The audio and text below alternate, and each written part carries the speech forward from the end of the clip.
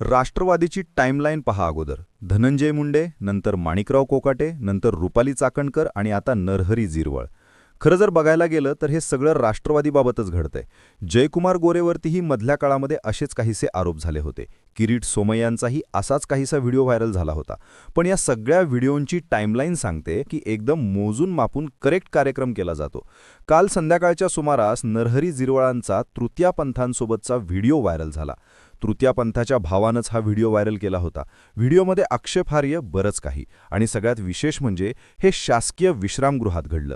नरहरी झिरवळांची गेल्या काही दिवसांपासूनची जर टाईमलाईन पाहिली तर सुप्रिया सुळेंना मुख्यमंत्री करा, ते विलिनीकरणाच्या बाजूनं बोलत होते. हे पटेल आणि तटकर यांना तसंही सहन होत नव्हतं.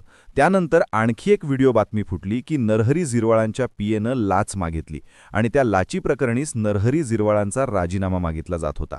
मात्र त्यावरती स्पष्टीकरण देताना नरहरी झिरवळ यांनी म्हटलं की जर मी या लाच प्रकरणात कुठेही दोषी आढळलो तर मी स्वतःहून राजीनामा देईन. अर्थात त्यांचा हा आत्मविश्वास त्यांना राजीनाम्यापासून लांब घेऊन गेला. म्हणजे पहिला डाव जो होता तो अदृश्य शक्तीनं टाकला होता तो फेल ठरला.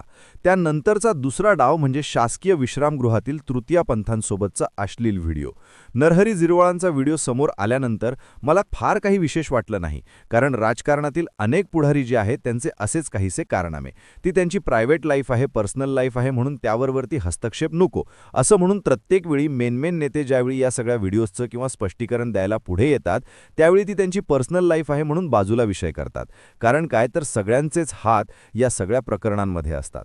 आता त्याही व्यतिरिक्त आणखी एक मोठी बातमी समोर आली, ती म्हणजे सुनेत्रा पवारांनी काल निवडणूक आयोगाला दिलेलं एक पत्र.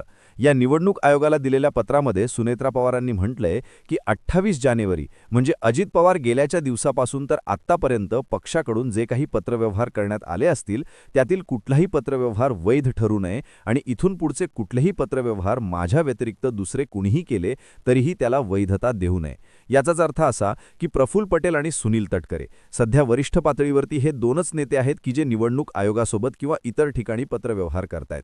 प्रफुल्ल पटेल कार्याध्यक्ष आहे, सुनील तटकरे प्रदेश अध्यक्ष आहे.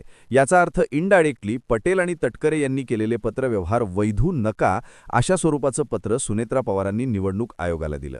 याही पलीकडची तिसरी बातमी, काल देवगिरी बंगलावरती अजित पवारांच्या पक्षातील आमदारांची कार्यकर्त्यांची बैठक पार पडली.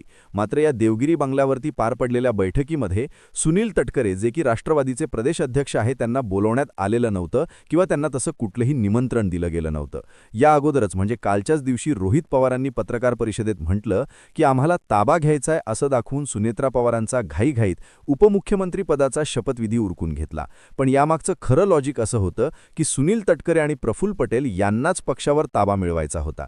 आणि त्यानंतर आता समोर आलेलं नरहरी झिरवळ हे प्रकरण रोहित पवारांच्या गोष्टीला आणखी एका मुद्द्यानं दुजोरा दिला जातो. अजित पवारांनी जवळपास 40-41 आमदार निवडून आणले. त्यातील अनेक चेहरे नवनवीन होते. अनेकांना जुनं निवडून आणलं त्यावेळी अजित पवारांनीच त्यांना संधी दिली गेली होती. मात्र ज्यावेळी अजित पवार हयात नाहीत त्यानंतर विधानसभेमध्ये त्यांच्या मृत्यूबाबत नेमकं काय घडलंय याबाबत अमोल मिटकरी सोडून दुसऱ्या एकाही आमदारानं प्रश्न विचारला नाही.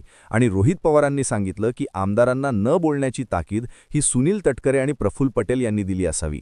प्रफुल्ल पटेल आणि सुनील तटकरे यांनी जर ताकीद दिली आणि आमदार त्यामुळे जर विधानसभेत बोलले नाही तर याचा अर्थ तटकरेंचे वजन पक्षात वाढलं आणि हेच वाढलेलं वजन सुनेत्रा पवारांच्याही लक्षात येतंय. रुपाली चाकणकरांचा राजीनामा पडायला उशीर झाला. रुपाली चाकणकर थेट देवेंद्र फडणवीसांकडे गेले जेणेकरून त्यांनी अगोदर राष्ट्रीय अध्यक्ष म्हणून किंवा राष्ट्रवादीच्या अध्यक्ष म्हणून सुनेत्रा पवारांकडे जाणं गरजेचं होतं आणि रुपाली चाकणकरांचा राजीनामा सुनेत्रा पवारांनी घेणं गरजेचं होतं. मात्र असं न करता चाकणकर देवेंद्र फडणवीसांकडे गेले. मागचा अंदाज सांगतोय की तटकरे यांनीच रुपाली चाकणकरांना तसा सल्ला दिला असावा आणि आतल्या गोष्टी सुनेत्रा पवारांनी ओळखल्या आणि चाकणकरांचा राजीनामा होऊ नये किंवा तो मुख्यमंत्री आणि मग सुनेत्रा पवार या अशा मार्गाने जावा यामागचे त्यांचे मार्गदर्शक सुनील तटकरे तर नव्हते ना.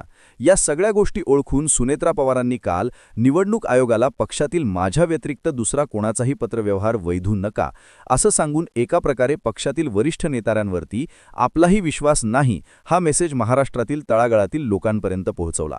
राष्ट्रवादी अजित पवारांच्या अनेक महिला कार्यकर्त्या रस्त्यावर उतरल्यात. रुपाली चाकणकरांचा महिला प्रदेशाध्यक्षपदाचा राजीनामा घ्या ही मागणी करतायत. अनेक आमदार जे आहेत ते सुनील तटकरे आणि प्रफुल्ल पटेल यांच्यापासून पक्ष वाचवा अशा पद्धतीचं गॉसिप करतायत. आणि या सगळ्या गोष्टी आता सुनेत्रा पवारांनी ओळखल्या. अजित पवार गेल्यानंतर 3, 4 आणि सुरुवातीच्या पहिल्या 10 दिवसांमध्ये पटेल आणि तटकरेंनी ज्या पद्धतीचं राजकारण केलं त्यावरून बातम्या अशा समोर आल्या की पटेल आणि तटकरेंनी वस्तादाचा डाव खोडून काढला. पण खऱ्या अर्थानं तिसऱ्याच दिवशी अजित पवार गेल्यानंतर जे शरद पवारांचं स्टेटमेंट होतं की आता त्यांच्या पक्षाचे नेते म्हणून पटेल आणि तटकरे सगळे निर्णय घेत आहेत, हा मेसेज पोहोचवला. आणि त्या मेसेजचं रूपांतर 2 महिन्यांमध्ये कशा पद्धतीचं झालं हे दिसून येणं पुरेसं आहे. म्हणून म्हटलं जातंय वस्तादानं बसल्या बसल्या डाव टाकला. गेल्या अनेक दिवसांपासून रोहित पवार बोलतायत, मात्र सुनेत्रा पवारांनी गप्प राहावं. कदाचित अशाच पद्धतीचा मेसेज पटेल आणि तटकरे यांनी सुनेत्रा पवारांना दिला असावा. मात्र आता या मेसेजचा थेट कळस झाला. सुनेत्रा पवारांवरती प्रश्न तयार होऊ लागले. अजित पवार गेल्याचं काही घेणं देणं पक्षकुटुंब म्हणून तुम्हाला आहे की नाही असे प्रश्न सुनेत्रा पवारांवरती विचारायला सुरुवात झाली. रुपाली चाकणकरांचे कारनामे समोर आल्यानंतर पक्षामध्ये काय चाललं होतं हे दिसतंय. आणि जे नरहरी झिरवाळ पक्षाविरोधात किंवा पटेल आणि तटकलींच्या मर्जी विरोधात जात होते त्यांचा व्हिडिओ टायमिंगशीर बाहेर आला. तृतीया पंथासोबतचा व्हायरल झालेला तो व्हिडिओ, अशोक खरात प्रकरणी समोर आलेले ते व्हिडिओ, मागच्या काही काळामध्ये संजय शिरसाटांचे पैशानं बॅग भरलेला एक व्हिडिओ होता जो दावा संजय राऊतांनी केला होता. तिथे मात्र संजय शिरसाटांचा राजीनामा घेतला गेला नाही. योगेश कदमच्या आईंच्या नावे डान्सबार होता, तिथे योगेश कदम यांचा राजीनामा घेतला गेला नाही. मागच्या काही दिवसांमध्ये भाजपचे नेते मंत्री जयकुमार गोरे यांच्यावरही काही महिलांनी आरोप केले होते, त्यांचाही राजीनामा घेतला गेला नाही. किरीट सोमय यांचाही एक अश्लील व्हिडिओ व्हायरल झाला होता, त्यांनाही पूर्णतः पदमुक्त केलं नाही किंवा पक्षातून बाहेर काढलं नाही. मात्र हा न्याय नरहरी झिरवाळांबाबत लागू होणार नाही. यथाकदाचित मीडियामध्ये 4 दिवस हे प्रकरण लावून धरा, राजीनाम्याची मागणी करा, अशा पद्धतीचं मॅटर जे आहे ते रंगवलं जाऊ शकतं. पण अर्थ एकच की नरहरी झिरवाळांना टाईमलाईनवरून हटवण्यासाठीचाच तो व्हिडिओ बाहेर काढला गेला. तुम्ही या सगळ्या घडामोडींकडे कसं पाहता कमेंट सेक्शनला व्यक्त व्हा. हा मुद्दा, हा विषय जास्तीत जास्त लोकांपर्यंत शेअर करा. खऱ्या अर्थानं आता सुनेत्रा पवारांना शहाणपण आलंय का यावरही व्यक्त व्हा. आणि अजूनही प्रश्नोत्तरं येतंय, जय पवारांची पत्रकार परिषद नेमकी कुणी अडवली, तुम्हाला काय वाटतं कमेंट करून नक्की सांगा. आणि असेच माहितीपूर्ण व्हिडिओ बघण्यासाठी आपल्या ठळक बातम्या या यूट्यूब चॅनलला सबस्क्राईब नक्की करा. धन्यवाद.